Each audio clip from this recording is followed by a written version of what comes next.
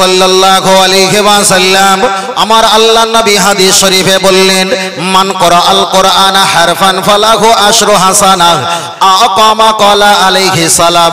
আল্লাহর নবী বলেছেন, কোরআন শরীফের একটা অক্ষর পাঠ করলে আশরাতুন হাসানা, আমার আল্লাহ 10টা করে নেকি দান করে।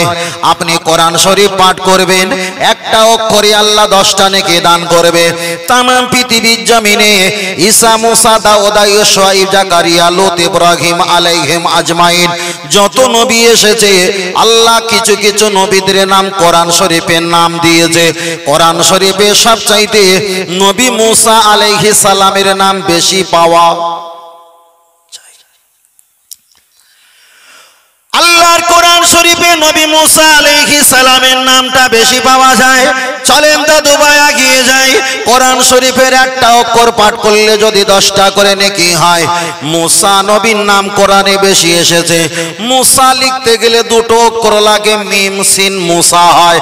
তাহলে একটা অক্ষরে যদি 10টা হয়, 2টো অক্ষরে হবে 20টা করে নেকি, 20টা করে নেকি। ওই কোরআন শরীফে ফেরাউনের নাম লেখা আছে। আপনি যখন কোরআন পড়বেন, কেরাত পড়বেন, হদর পড়বেন, নাজরা পড়বেন, সবিনা পড়বেন, কোরআন শরীফের ভিতরে ফেরাউনের নাম আছে। ফারা ইয়া আইন নুন খমসা, 5টা অক্ষর। একটা অক্ষরে যদি 10টা করে নেকি পাওয়া যায়, 5টা অক্ষরে 5 10 কে 50টা নেকি পাবে। এবার আমি আপনাকে বলছি, নবী মুসার নাম বললে 20টা নেকি হবে, আর ফেরাউনের নাম বললে 50টা নেকি হবে।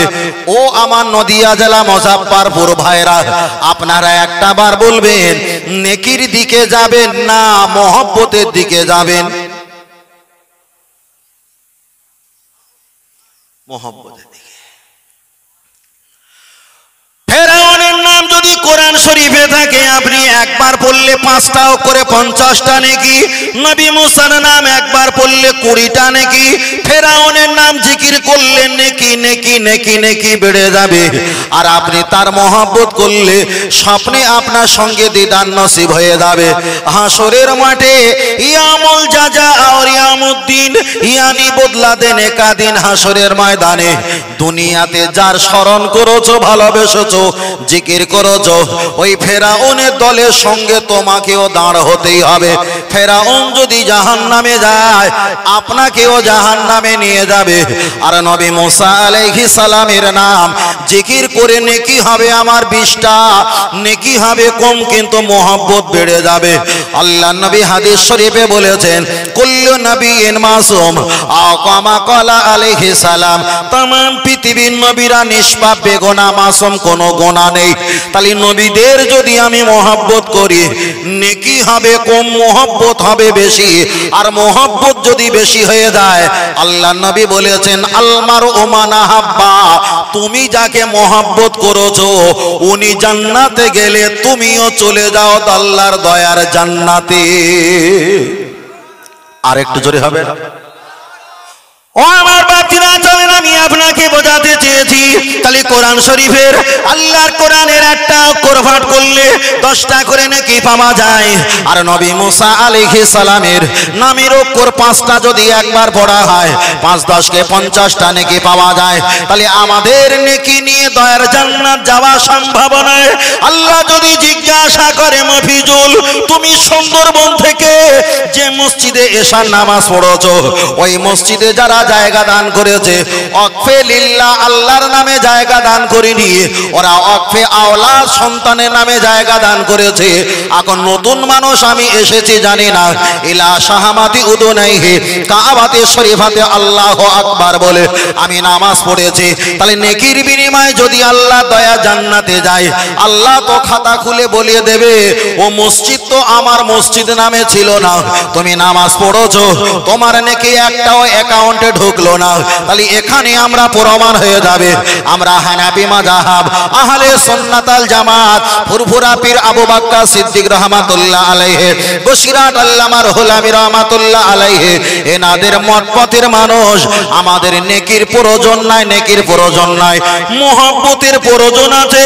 মুহাব্বত করি বলে মাথায় টুপি পরেছি, মুহাব্বত করি বলে মুখে দাড়ি লাগিয়েছি, মুহাব্বত করি মানে ঠান্ডায় মাটির উপরে বসে আছি, বেদাতি। মোহাব্বত আল্লাহর ইবাদত, আল্লাহর ইবাদত আর নবীর মোহাব্বত, আর মোহাব্বত আর ইবাদত মিলেই হবে, এটাই ভালোবাসা। তাহলে নবীর ভালোবাসা যদি আপনি একটা বাদ দিতে পারেন, যেখানেই আমার নবী সেখানে আল্লাহ পাকের দয়া আর মায়া রহমত। আর একটু জোরে হবে না? ফের বলছি, ইত্তেবা করতে হবে কাকে? নবীকে। আল্লাহর ভয় করো, আল্লাহর গজবের ভয় করো, আর ভালোবাসো নবীকে। আল্লাহু আকবার। ও আমার ছেলেরা, জওয়ান যুবকেরা, মুরব্বীরা, চলে না খেয়ে যাওয়া যায়। আমি আপনার কাছে আর একটা কথা বলি। কেউ বলবে হুজুর মোহাব্বত করলে কি জান্নাত পাওয়া যাবে? আমরা নবী দিবস যে বছরে একবার, নবী দিবস পালন করি বছরে একবার। কখনো খানকা, কখনো ঈদগাহ, কখনো মসজিদ, কখনো মক্তব, কখনো রাস্তা, কখনো বল খেলা মাঠ, এক এক জায়গায় বছরে একবার আমরা নবী দিবস পালন করি। কিছু হিংসুকের দল, কিছু ওহাবী মার্কা দল, তারা আমাদের বলে তোমরা বছরে একবার করে নবী দিবস পালন করো। নবী দিবস তো কোনো হাদিস কোরআনে নেই। আমি বলবো নবী দিবস কোরআন হাদিসে থাকুক আর নাই থাকুক আমার জানার প্রয়োজন নেই। তবে বছরে 52টা দিন, বছরে দেখা যায় 365 দিনে এক বছর হয়, 12টা মাসে এক বছর হয়। আবার দেখা যায় 52 সপ্তাহে এক বছর হয়। প্রতি সপ্তাহে সোমবার আছে, তাহলে বছরে 52টা সপ্তাহ হলে 52টা সোমবার পাওয়া যায়। আমরা বছরে একবার নবী দিবস করলে আমাদেরকে বেদাতি বলা হয়, ভণ্ড বলা হয়। আমরা নবী দিবস পালন করি বছরে একবার, আর আমার আল্লাহ নবী দিবস পালন করে সারা বছর মিলিয়ে 52 বার। আর একটু জোরে বলেন সুবহানাল্লাহ। ফের আমি আপনাকে বলছি, নবীর নাম স্মরণ করা এত ভাইটিয়াল ইবাদত। আল্লাহ নামাজ পড়ে না, আল্লাহ রোজা রাখে না, আল্লাহ হজ করে না, আল্লাহ যাকাত দেয় না, আল্লাহ ইবাদত কোনো ইবাদত কিছুই করে না, আল্লাহ রোজা রাখে না, আল্লাহ কোনো জায়গায় সেজদা দেয় না। কিন্তু আল্লাহর কোনো কাজ থাকুক আর নাই থাকুক, আমার আল্লাহ আমার নবীর নামে জিকির করে, নবীর নামে দরুদ পড়ে, নবীর নামে সালাম পড়ে, নবীকে মহব্বত করে। তাই আমরা আহলে সুন্নাত আল জামাতের মানুষ বারবার একটা কথা বলে থাকি, আল্লাহ মানলে নবী মানা নয়, বরং নবীকে মানলে আল্লাহ মানা হয়ে যায়। আর একটু জোরে হবে না? পিছনের ভাই একটু জোরে বলে সুবহানাল্লাহ। ওরা মনে করে জোরে সুবহানাল্লাহ বলি কাল থেকে হয়তো ফজরের নামাজ পড়তে হবে। আল্লাহু আকবার। আল্লাহ হ্যালোজেন মেরেছে, মুখে মেরেছে, বিরাট ব্যাপার। চলো, অসুবিধা হচ্ছে নাকি? অসুবিধা হলে বলবে, কমেন্ট করবে, আমি আবার অন্য মাল দেখাবো, এই মাল ঢুকিয়ে দিয়ে আবার অন্য মাল দেখাবো। আল্লাহু আকবার। আল্লাহ। ও আমার জামাত যুবকেরা, চলে না গিয়ে যাওয়া যায়। আমি আপনাকে বলছিলাম, নবীতে দেখা যায় নবীকে মানলে আল্লাহ মানা হয়। আল্লাহ নবী একটা হাদিস শরীফে বললেন, মানা আসানি, কেউ যদি আমাকে ভুলে যায়, ফাকাদ আসাল্লাহ, আমার আল্লাহ তাকে সরিয়ে দেয়, আল্লাহ তাকে হটিয়ে দেয়। মানা আতানি, কেউ যদি আমাকে ইত্তেবা করে, ফাকাদ আতাল্লাহ, আকামা কালা আলাইহিস সালাম, আল্লাহ নবী বলেছেন আমাকে ইত্তেবা করলে ফাকাদ আতাল্লাহ, আমার আল্লাহকে ইত্তেবা হয়ে যায়। এবার আমি আপনার কাছে একটাই কথা বলবো, আল্লাহর কাছে চাইবে, আল্লাহর কাছে চাইবে, ফারাফায়া দেখি দোকানে হাত তুলে আল্লাহর কাছে চাইবে, অবশ্যই ভালো। কিন্তু আপনার বাপ, আমার বাপ নবী আদম আলাইহিস সালাম ওয়াসজুদুলিল্লাহ, আল্লাহ নামে সেজদা দিয়েছে, আর কাওমার রাকিন, আল্লাহ নামে রুকু করেছে। ফারাফায়া দেখি আল্লাহ দরবারে দোকানে হাত তুলেছে, আল্লাহর কাছে বেরহমাতিকা ইয়া আরহামার রাহিমিন বলে আল্লাহর কাছে সাহায্য চেয়েছে, সেজদা দিয়ে আলহামদুলিল্লাহি রাব্বিল আলামিন, আল্লাহ আপনি বড় মেহেরবান, আপনি বড় দয়ালু, সমস্ত প্রশংসা আল্লাহ আপনার। এত কিছু করেছে, একদিন নয়, 2 দিন নয়, 350 বছর। বসিরহাট আল্লামা হুজুর একটা কিতাবে লিখেছেন, ওই কিতাবটার নাম যত সম্ভব মিলাদে মুস্তাফা। 360 বছর ধরে নবী আদম আলাইহিস আলাইহিস সালাম আল্লাহর কাছে কান্নাকাটি করেছে, আমার আল্লাহ ক্ষমা করলো না। নবী আদম আলাইহিস সালাম আমার নবীর মহব্বত আর ভালোবাসার নাম স্মরণ যখন করেছে, আমার আল্লাহ তার কান্নাকাটি মাফ করে দিয়েছে, মাফ করে দিয়েছে। ও আমার নদিয়া জেলার ভাবজিরা, মুরব্বীরা, আমি আপনার কাছে বোঝাতে চেয়েছি, ডানে বাঁয়ে সালাম ফিরকার দোনো হাত উঠাকার দোয়া মাঙ্গো, ডান দিকে বাম দিকে সালাম ফিরিয়ে দুটো হাত তুলে আল্লাহ দরবারে দোয়া চাও। আল্লাহর কাছে অনেক দোয়া চাওয়ার পর আল্লাহ যদি ক্ষমা না করে, কবুল না করে, অবতাগু ইলাইহিল ওসিলা, আমার নবীকে একটাবার জড়িয়ে নাও, ওসিলা করে নাও। কেন? আমাদের বিশ্বাস নবী আদম আল্লাহকে ডেকেছে 350 বছর, আল্লাহ রহমতের নজরে তাকায়নি।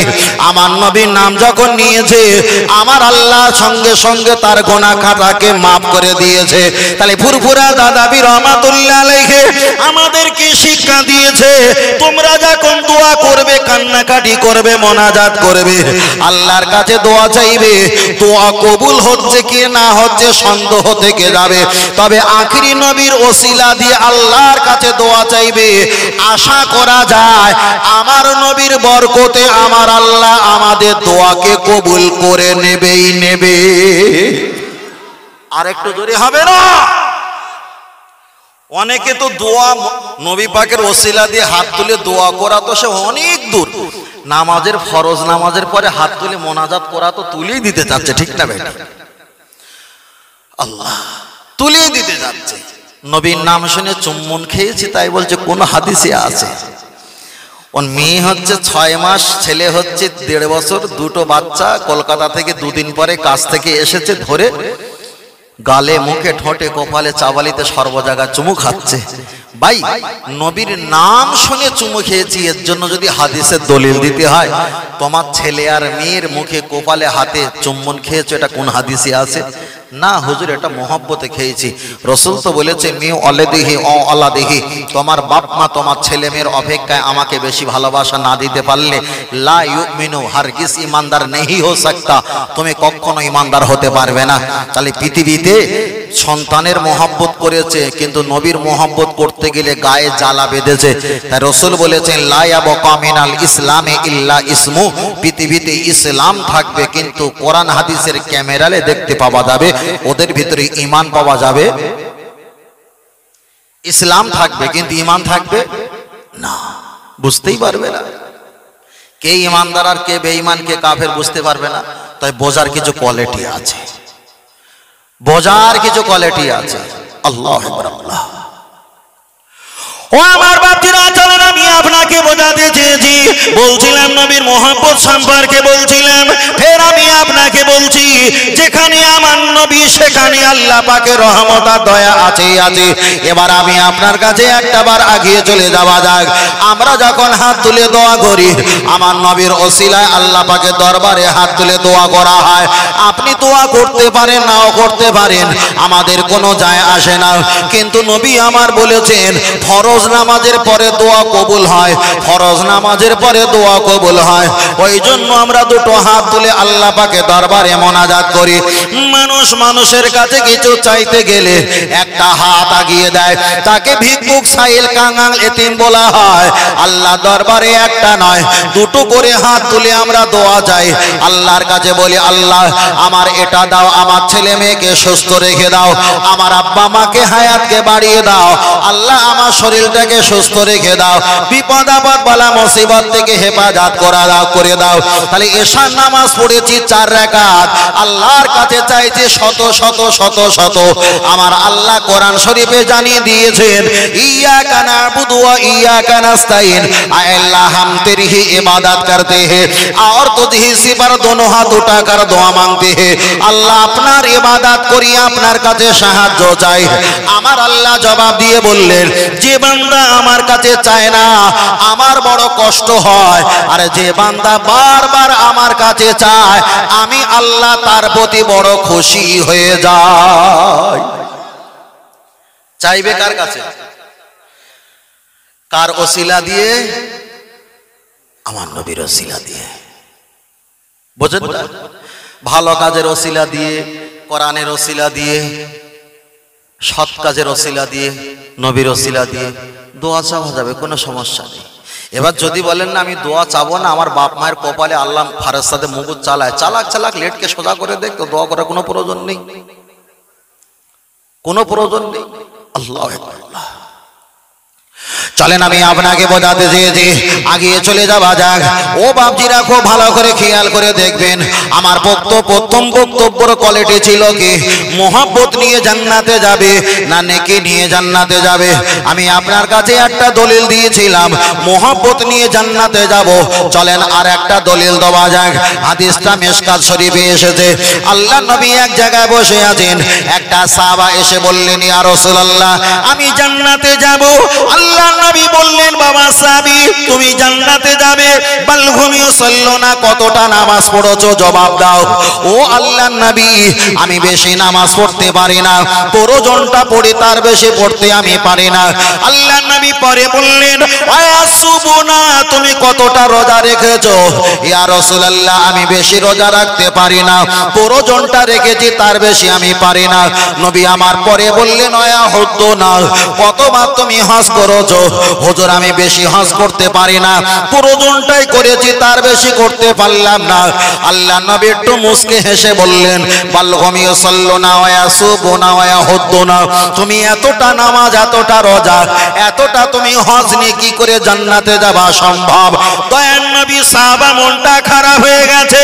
আল্লাহ নবী সামনে দাঁড়িয়ে বললেন ফামাদাল ইয়া রাসূলুল্লাহ আমার নামাজ রোজা হজ যাকাত এতটা হতে পারে, কিন্তু আমার কলবে আমার হৃদয়ে আপনার ভালোবাসা মহব্বত, আমার কলবটা হৃদয়টা আমি সুন্দর করে সাজিয়ে রেখেছি। আল্লাহ নবী সাহাবা যখন হেঁটে চলে যাচ্ছেন, দয়ার নবী বললেন ও সাহাবীরা বাইতুন যারা ঘরে আছো বারচো হয়ে চলে এসো। পৃথিবীর জমিনে সবচাইতে বড় ভালোবাসার প্রমাণ যিনি স্বীকার করেছে, পৃথিবীর জমিনে জীবিত জান্নাতি ওই ব্যক্তিকে তোমরা সচক্ষে দেখে না। আর একটু জোরে হবে না? ও আমার বাপজিরা আমি আপনাকে বোঝাচ্ছিলাম। চলেন তৃতীয় নাম্বার অপশন বলা যায়। হাদিসটা হাদিস শরীফে এসেছে, আল্লাহ নবী বলেছেন মি ওয়ালিদিহি ওয়া ওয়ালাদিহি তোমার ছেলে মেয়ে তোমার বাপ মায়ের অপেক্ষায়, আমওয়ালাহুম তোমার সমাজ সম্পত্তি অপেক্ষায়, আনফুসাহুম তোমার জীবন জৈবনের অপেক্ষায়। যতদিন না আমাকে বেশি না ভালোবাসতে পারবে ততদিন তোমরা ঈমানদার হতে পারবে না। তাই আপনি নামাজ পড়বেন, নামাজের অপেক্ষায় নবীকে ভালোবাসতে হবে। আপনি রোজা রাখবেন, রোজার অপেক্ষায় নবীকে মহব্বত করতে হবে।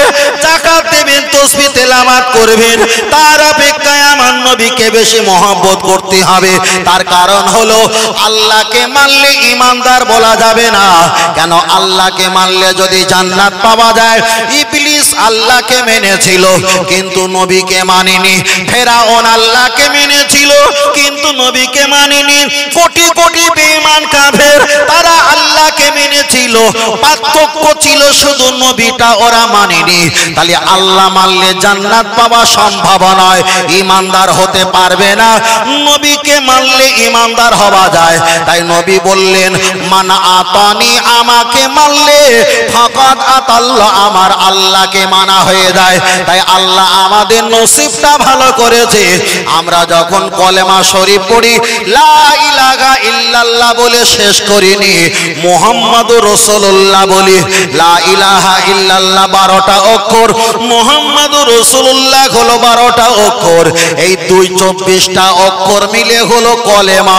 দুনিয়াতে যদি আল্লাহর পরে নবীর মুহাব্বত যদি তোমার অন্তরে থাকে, দুনিয়াতে বাদশাহ, কবরেও বাদশাহ, হাসরেও বাদশাহ, আর জান্নাতেও আল্লাহ বানিয়ে দেবে বাদশারি বাদশাহ। আরেকটু জোরে হবে না? আবার আপনাদের এলাকা থাকতে পারে ডান দিকে বাম দিকে সালাম ফিরিয়ে বেরহমাতিকা ইয়া আরহামার রাহিমিন পরে। আবার অনেক জায়গা থাকতে পারে আলহামদুলিল্লাহি রাব্বিল আলামিন বলে মোনাজাত শেষ করে। আবার কিছু কিছু তেফেরেঙ্গা থাকতে পারে লা ইলাহা ইল্লাল্লাহ বলে ঠেলে উঠেছে, মুহাম্মদুর রাসূলুল্লাহ বলার সময় কারেন্ট চলে গেছে। অনেক রকম মানুষ আছে না নাই?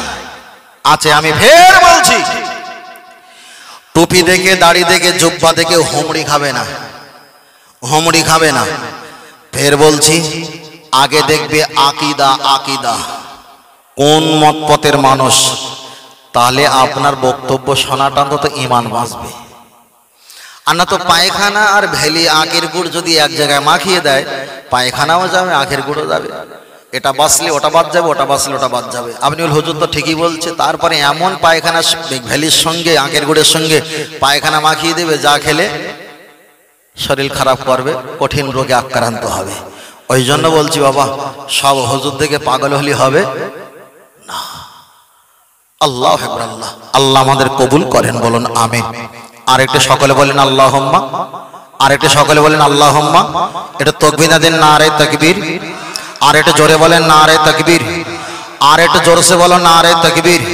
আহলে সুন্নাত আল জামাত সিলসিলাহা ফুরফুরা শরীফ, মদিনা মক্কা শরীফ, মহান ইসালে সব, নারে তাকবীর, নারে তাকবীর।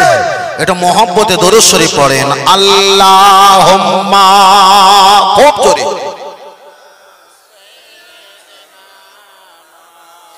পড়েন বাবা, জোরে পড়েন। ও আলা আলি,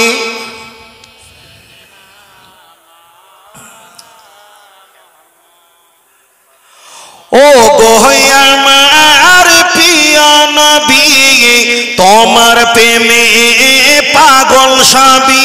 হায় জন্ম আমার নদিয়াতে, রেখেছ আমায় পাগল করে। হায় জন্ম আমার ইন্ডিয়াতে, রেখেছ আমায় পাগল করে। রসুল তোমায় ভালোবাসি, মন হৃদয় উঝাড় করে। বুকের মাঝে জ্বালায় আমার, দূর হবে তোমার দিদারে, দূর হবে তোমার দিদারে। বলুন সুবহানাল্লাহ। ও নবী সুখে তুমি, দুঃখে তুমি, মুখে তুমি, বুকে তুমি। আয় মায়া যদি লাগে তোমায়, মায়া যদি লাগে তোমায়, দিদার দিও স্বপ্ন যোগে। রসুল তোমায় ভালোবাসি, মন হৃদয় উঝাড় করে। বুকের মাঝে জ্বালায় আমার, দূর হবে তোমার দিদারে, দূর হবে তোমার দিদারে। জোরে জোরে আল্লাহুম্মা, খুব জোরে মাশাআল্লাহ পড়ুন বাবা। গভীর রাতে নবীর শানে পড়ে, ও আলা আলি,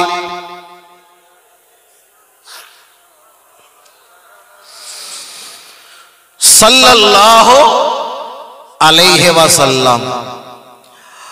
আমরা নবীর নাম শুনে একটু চুম্বন খাই, তো হয়তো খাইনি, এটা আমাদের দুর্বলতা, কিন্তু আমরা খাওয়ার পক্ষে না বিপক্ষে? পক্ষে, পক্ষে। তার একজন ফতোয়া দিয়েছে, বলছে যারা নামাজ পড়ে না তারা কাফের। আল্লাহু আকবার, আল্লাহ। তারা একটা বলে লা সালাতা ঈমানা, যার নামাজ নেই তার ঈমান নেই। কিন্তু নামাজের সঙ্গে তো ঈমানের কোনো সম্পর্ক নেই। ঈমানের সম্পর্ক কোনটা? কলেমা শরীফ পড়বে, কলেমা, নামাজ, রোজা, হজ, যাকাতের প্রতি বিশ্বাস রাখবে, বিশ্বাস রাখবে। ইমানে মুজমাল, ইমানে মুফাসসাল এর প্রতি বিশ্বাস রাখবে। আল্লাহ সর্বশক্তিমান, তারপরে হলো শ্রেষ্ঠ নবী মুহাম্মদ সাল্লাল্লাহু আলাইহি ওয়াসাল্লাম বিশ্বাস রাখবে। একে কি বলা হয়? ঈমানদার। এবার কেউ যদি ইবাদত না করে তাকে কি বলা হবে? গুনাহগার না কাফের? গুনাহগার। কিন্তু অস্বীকার করলে হবে কাফের। কিন্তু অস্বীকার করিনি, কোনো কিছু হয়তো পালন করলো না, তাকে কাফের বলা যাবে না, কাফের বলা যাবে না। খুব কঠিন দুর্দিন চলছে মার্কেটে, প্রচুর দুর্দিন। সবাই তো বিষয়টা নিয়ে ভাবে না, আর যারা ভাবে তাদের বিষয়টা আবার সবাই আবার কর্ণপাত করে না। দুঃখের এই ব্যাপারটা, দুঃখ এই জায়গাটায়। আল্লাহ চলেন আমি আপনার কাছে বোঝাতে যাই। আমি আপনার কাছে একটাই কথা বলছি, লক্ষ্য করে দেখা যায় এখানে আল্লাহর হাজী সাহেব বান্দা থাকলে থাকতে পারে, তবে আমি আপনার কাছে বলছি আপনাদের নদিয়া জেলার এই জায়গা থেকে নিয়ে কম বেশি আল্লাহর কাবা বাইতুল্লাহ কম বেশি 8,500 কিলোমিটার রাস্তা আমরা কাবাতে শরীফাতে বলে আল্লাহু আকবার বলে নামাজ আদায় করি।